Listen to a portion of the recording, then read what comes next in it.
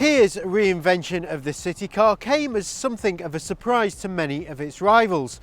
For years, most of its offerings were poorly built, cheap and terrible to drive, but that all changed with this, the Picanto. It's available as a 3 or 5 door, but it's not exactly what you'd call a cute city car. Yes, it has small dimensions and there are some neat styling touches, but there's something of a whiff of maturity about it.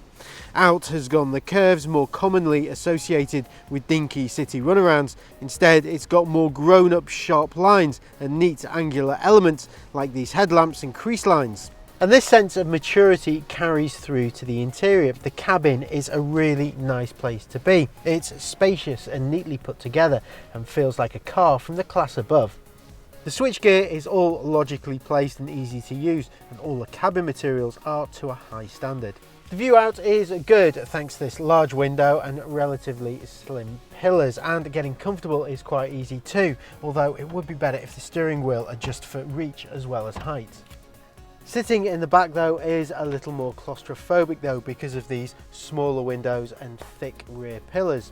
Getting comfortable is also a little more tricky. There's generally not a lot of space in small city cars, but the Picanto is better than most of its rivals, including the Hyundai i10. One word of warning though, if you go for the 3-door model, then be prepared for some undignified moments getting in and out of the back. The boot isn't that bad space-wise. There are bigger boots out there, but it's well shaped and there's only a relatively small lip to heave heavy items over. The rear seats split 60-40 to help improve things, but it lacks some of the practical touches found in rivals like hooks, elastic straps and cubby holes.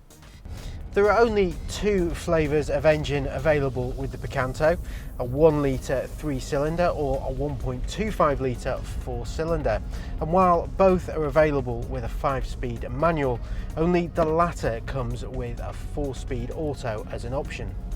Neither model is particularly quick, but the low-down pull on the 1.25 litre makes it a much more usable proposition. It doesn't offer the most comfortable ride of any city car, it is a little on the firm side, and while the steering does make light work of low-speed manoeuvres, it is a little bit vague and lifeless at out-of-town speeds. There's also a lot of pitch and roll when going round corners at pace. If you're thinking of a Picanto as a company car, then it's worth keeping your options open and looking at some of the competition. Every model emits over 100 grams per kilometre of CO2, but fuel economy is good, with the 1 litre averaging over 62 miles per gallon and the 1.25 over 50 miles per gallon.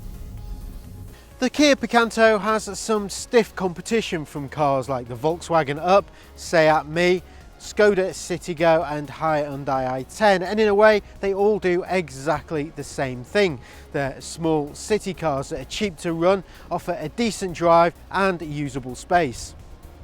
While the Picanto is more engaging to drive than the Citroën C1, Toyota Aygo and Suzuki Celerio, it fails to match the dynamics of the Seat, Skoda and Volkswagen. It's also slightly more expensive to run and has less cabin space too.